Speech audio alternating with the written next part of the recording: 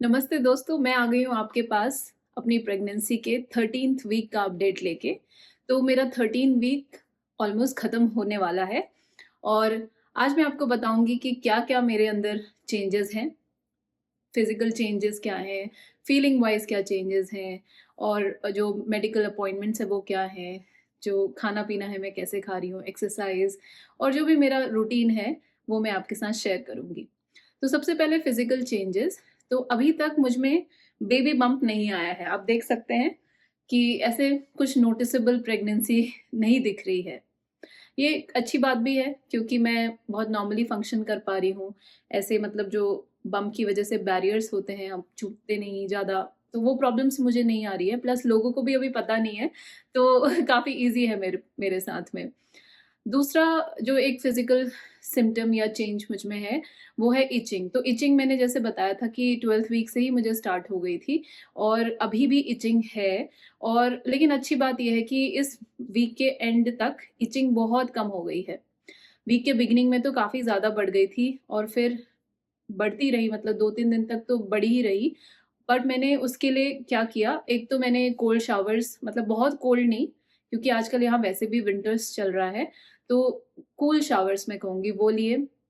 मैंने अभ्यंगा किया, अभ्यंगा मतलब सेल्फ मसाज, तो मैंने तिल के तेल से, सेसमी ऑयल से रोज़ अपने को मैं अभ्यंगा करती हूँ। वैसे भी मैं प्रेगनेंसी से पहले भी मैं सेल्फ अभ्यंगा नहाने के बाद या नहाने से पहले करती ही थी, बट इस बार मैंने थोड़ा ज़्यादा तेल लगा के अपने को अभ्यंग किया। और उसके बाद मैं जब भी मुझे बहुत ज़्यादा इचिंग की अर्ज होती है, तो मैं क्या करती हूँ कि अपने हाथ एकदम रोक लेती हूँ और इच नहीं करती, वरना मैं अपने को बहुत खरोंचे मार रही थी, जो अच्छी बात नहीं है।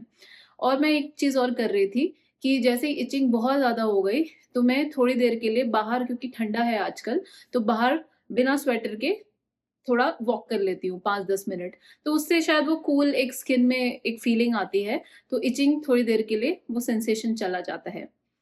इचिंग के बहुत कारण होते हैं प्रेगनेंसी के टाइम पे। जैसे एक तो यहाँ आजकल ड्राइनेस बहुत है, घर के अंदर हम लोग हीटर जला के रखते हैं, तो इस वजह से भी ड्राइनेस हो जाती है विंटर्स में। पर इसके अलावा भी हार्मोनल शिफ्ट्स होते हैं और उसकी वजह से जो ऑयल ग्लैंड्स का सिक्रीशन होता है स्किन में, वो थोड़ा कम ज़्यादा हो जाता है, तो इस वजह से भी इचिंग होती है। स्किन स्ट्रेच करती है ओवरऑल बॉडी में प्रेगनेंसी के दौरान, तो उससे भी इचिंग होती है। तो मैंने जब डॉक्टर से बात की थी, तो उन्होंने बोला कि 1 वीक में अगर ठीक हो जाएगी तो ठीक है, नेचुरली आप देखिए, और उसके बाद भी अगर ठीक नहीं होती तो फिर हमको कुछ करना पड़ेगा। बट थैंकफुली मेरा अभी इस वीक के एंड में इचिंग ऑलमोस्ट बहुत कम हो गई है।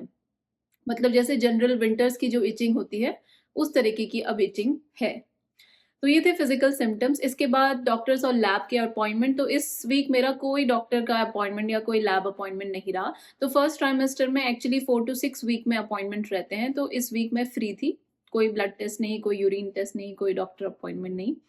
और खाना-पीना, तो खाने-पीने में जैसे मैंने पहले भी शेयर किया था कि मुझे फ्रूट्स खाने का बहुत मन कर रहा है, स्पेशली अनार, तो और क्यूकम्बर और गाजर, कैरेट, तो इस तरीके की चीज़ें जो अच्छी भी हैं एक्चुअली, सरप्राइज़िंगली मुझे वही खाने का मन कर रहा है जो प्रेगनेंसी में अच्छी होती है। जैसे अनार आयरन के लिए बहुत अच्छा होता है, कैरेट, क्यूकम्बर वाटर इनटेक के लिए, फाइबर के लिए बहुत अच्छा होता है। तो मैं इस तरीके से एक प्लेट हर सुबह, आज तो मेरी प्लेट छोटी है, इससे भी ज़्यादा मैं इतना पूरा पूल करके हर सुबह पहले मैं ये खा रही थी और खा रही हूँ, एक्चुअली पूरे वीक मैंने यही खाया है। तो ये मेरा खाने का मतलब, जो एक क्रेविंग होती है ना, प्रेगनेंसी क्रेविंग, वो इन 3 चीज़ों के लिए मेरी बहुत स्ट्रॉन्ग क्रेविंग है।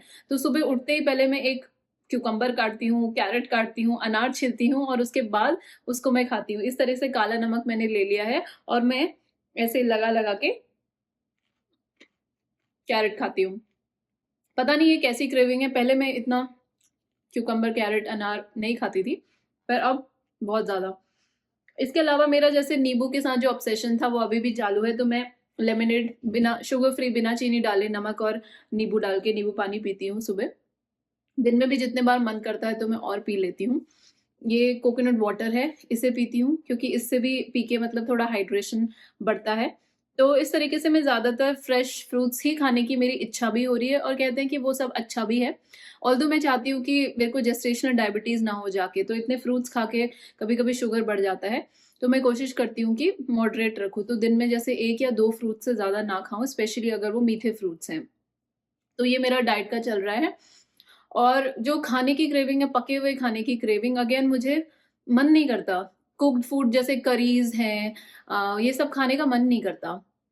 और मन नहीं करता इसलिए मैं बहुत ज़्यादा बनाती भी नहीं हूँ ये सब चीज़ें। लेकिन क्योंकि खाना तो है, प्रॉपर खाना भी खाना होता है, तो मेरा जब बिल्कुल कुछ खाने का मन नहीं हुआ इस वीक में, तो मैंने फुलके बनाए रोटी, बिल्कुल अच्छी-सी राउंड रोटी, और उसको मैंने ग्रीक योगर्ट के साथ खाया, थोड़ा-सा नमक डाल के। पता नहीं, ऐसी ही इच्छा थी। तो ग्रीक योगर्ट में प्रोटीन बहुत होता है, फुल्के में भी प्रोटीन होता है, फाइबर होता है और पेट भी भर जाता है। तो इस तरीके से मैं अपने 13th वीक का मैंने अपना गुज़ारा किया है। साथ ही मैं प्रीनेटल मल्टीविटामिन्स तो लेती ही हूँ। इसके अलावा एक्सरसाइज़, तो मैंने इस वीक स्टार्ट किया मॉर्निंग योगा। मैं एक योगा इंस्ट्रक्टर भी हूँ, तो मैंने बीच में ब्रेक ले लिया था थोड़ा-सा, बट अब मैंने फिर से स्टार्ट कर दिया और इस वीक में मैंने 7 डेज़ में से आउट ऑफ 7 डेज़ मैंने 5 डेज़ योग सिखाया है और काफ़ी एक्टिवली मैंने इस वीक योग किया है। अभी क्योंकि मेरा बेबी बम्प नहीं है और इतने ज़्यादा प्रेगनेंसी के सिम्पटम रहे नहीं, नौसिया वगैरह ये सब, तो मैं सारे ही आसन कर रही हूँ, एक्सेप्ट फॉर कुछ ऐसे आसन जिसमें पेट दबता है आगे। तो वो सब चीज़ें मैं थोड़ा ध्यान से, मैं अपने स्टूडेंट्स को भी वो नहीं सिखा रही हूँ इस समय, क्योंकि इतने सारे आसन हैं, आप कुछ और भी सिखा सकते हैं। तो वो मैं कर रही हूँ और फीलिंग वाइज़, मूड वाइज़ बहुत ही नॉर्मल मुझे फ़ील हो रहा है।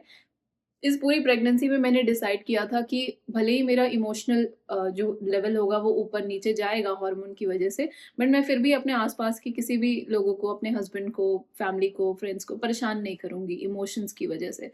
तो मैंने पहले से ही एक कमिटमेंट सा लेके रखा था, तो मैं उस कमिटमेंट में हूँ और भले ही कभी भी ऐसा लगता है, ऑल्दो मेरे साथ हुआ नहीं, इस वीक में ऐसे कुछ इमोशनल फीलिंग नहीं आई। बट कभी-कभी जैसे रेगुलरली भी हो जाता है लाइफ में, तो मैं उसे अपने तक ही रखती हूँ, डायरी लिख लेती हूँ, कुछ अच्छा अपना ध्यान डाइवर्ट कर लेती हूँ, म्यूज़िक सुन लेती हूँ। तो इस वीक मैंने बड़ा ही कॉन्शियसली अपने को थोड़ा स्पिरिचुअल चीज़ों में डाला है।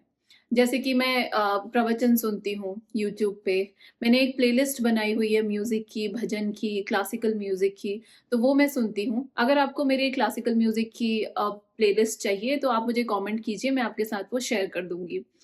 और इसके अलावा मैंने इस वीक में ये प्रण लिया कि मैं केवल अच्छी चीज़ें देखूँगी, अच्छी बातें करूँगी और अच्छे लोगों से ही मिलूँगी। तो बड़े कॉन्शियसली, वैसे तो मेरी लाइफ़ में सब लोग अच्छे ही हैं, ऐसे कोई टॉक्सिसिटी या इसकी प्रॉब्लम नहीं है, बट फिर भी मतलब थोड़ा ज़्यादा बोलने की मुझे आदत है कभी-कभी। तो मैंने कोशिश की कि मैं थोड़ा-सा मौन धारण करूँ और अच्छी चीज़ें देखूँ। लकीली कि अभी तक यहाँ पे इतना ठंडा नहीं हुआ है कि मैं वॉक ही ना कर पाऊँ बाहर। तो मैं वॉक करने जाती हूँ और सुंदर-सुंदर चीज़ें देखती हूँ। यहाँ पे बहुत ग्रीनरी है, हम लोग ओरेगन नाम के स्टेट में रहते हैं, जो अपने फॉरेस्ट के लिए, ग्रीनरी के लिए फ़ेमस है। तो अभी भले ही विंटर है, पर फिर भी बहुत ग्रीनरी है, तो मैं वो देखती हूँ। यहाँ पे पास में एक पॉन्ड है, मैं वहाँ चले जाती हूँ, कभी वहाँ बतख दिखती हैं, तो मैं सब कुछ अच्छा-अच्छा मैंने इस वीक में देखा है।